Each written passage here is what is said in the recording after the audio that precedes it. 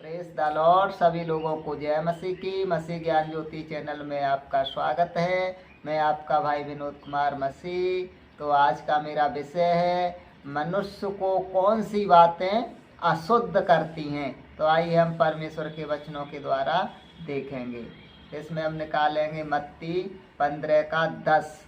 इसमें हम देखेंगे प्रभु यीशु ने लोगों को अपने पास बुलाकर उनसे कहा, सुनो और समझो, जो मुंह में जाता है वह मनुष्य को अशुद्ध नहीं करता, पर जो मुंह से निकलता है वही मनुष्य को अशुद्ध करता है। तो प्रभु की ये बात चेलों की समझ में नहीं आई। प्रभु यहाँ बताना चाह रहे हैं कि जो बातें मनुष्य को अशुद्ध करती हैं, वो बाहर से कोई भोजन खा पी ले तो वो अशुद्ध नहीं करता है। यानी कि जो मनुष्य के अंदर से निकलती हैं वो बातें मनुष्य को अशुद्ध करती हैं। तो मत्ती 15:15 में यह बात सुनकर पतरस ने उनसे कहा, यानी कि प्रभु यीशु मसीह से कहा कि यह दृष्टांत हमें समझा दे, यह बात हमें अच्छी तरीके से समझा दे। तो मत्ती 15 और 15 अध्याय 16वीं आयत में प्रभु यीशु मसीह फिर समझाते हैं। प्रभु ने चेलों से कहा, क्या तुम लोग अब तक नहीं समझते?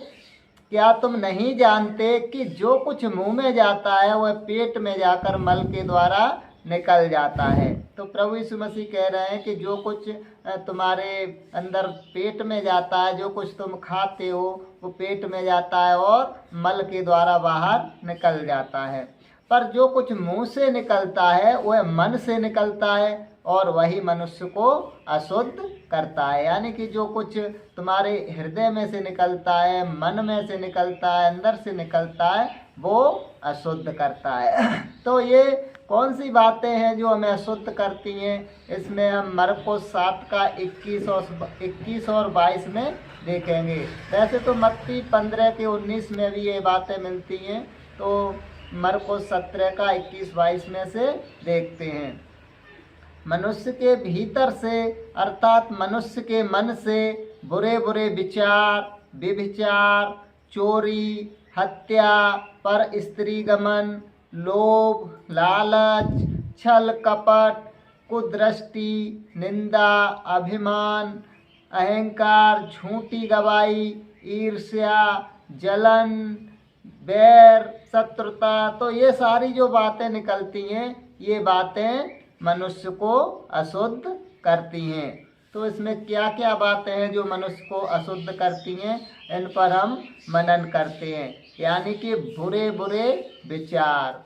तो जब हम किसी के प्रति बुरा करने को सोचते हैं या किसी दूसरे के लिए बुरी योजना बनाते हैं, तो उसका बुरा करने के लिए ही ये हमारे मन में बुरे बुरे विचार उठते हैं। तो ये विचार ही हमें अशुद्ध करते हैं कि हम किसी को धोखा दे दें, हम किसी का बुरा कर दें। तो जो हमारे मन में बुरे बुरे विचार निकल रहे हैं, बुरी बुरी किसी के दूसरे के प्रति योजनाएं हम बना रहे हैं, तो यही हमें अशुद्ध करते हैं। हमें ऐसा नहीं करना चाहिए। फिर लिखा है व्यभिचार। तो जो हम किसी स्त्री से व्यभिचार करते हैं, व्यभिचार का मतलब जब हम किसी स्त्री को कुदृष्टि से देखते हैं, बुरी भावना से देखते हैं, कामुकता से देखते हैं, तो हम उसके साथ व्यभिचार कर चुके, ऐसी बाइबल कहती है।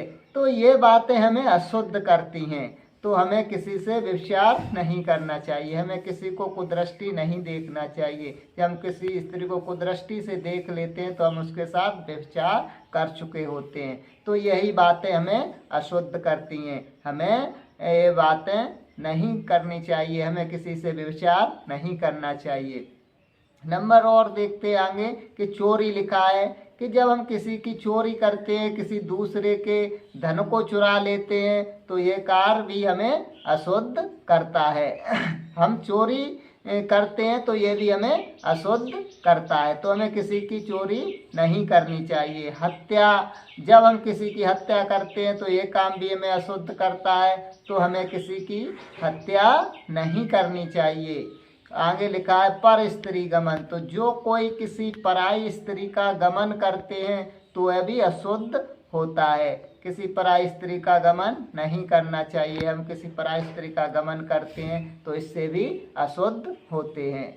और आगे लिखा है लोभ लालच, जब हम किसी पराये धन वस्तुओं का लोभ लालच करते हैं तो हम अशुद्ध होते हैं। हम किसी पराये धन को या वस्तुओं का लोभ लालच करते हैं कि ये हमें मिल जाए, तो इससे क्या होता है, हम अशुद्ध होते हैं। तो हमें किसी दूसरे के धन वस्तुओं का लोभ लालच नहीं करना चाहिए कि हमें किसी का धन मिल जाए, किसी की स्त्री मिल जाए, तो किसी हमारे पड़ोसी की कोई वस्तु मिल जाए, तो हमें ऐसा नहीं करना चाहिए, लोभ लालच नहीं करना चाहिए। लोभ लालच भी हमें अशुद्ध करता है। आगे लिखा है छल कपट, तो जब हम किसी के प्रति छल कपट करते हैं, किसी के प्रति ये यानी कि छल कपट करते हैं, किसी के बारे में बुरा गलत सोचते हैं, बुरा करने को सोचते हैं, छल करते हैं किसी से, तो इससे भी हम अशुद्ध होते हैं। तो हमें किसी के प्रति छल कपट नहीं करना चाहिए। हमें ये छल कपट जब किसी से करते हैं तो ये भी हमें अशुद्ध करता है। आगे लिखा है निंदा, जब हम किसी दीन दुखी, विकलांग, अंधे, कमजोर लोगों की या किसी भी तरह के लोगों की निंदा करते हैं तो हम अशुद्ध होते हैं। हम किसी भी दीन दुखी है, कमजोर है, विकलांग है, अंधे हैं, हम किसी भी इन जैसे लोगों की निंदा करते हैं तो हम अशुद्ध होते हैं। तो हमें किसी की बुराई निंदा नहीं करनी चाहिए, किसी का अपमान नहीं करना चाहिए।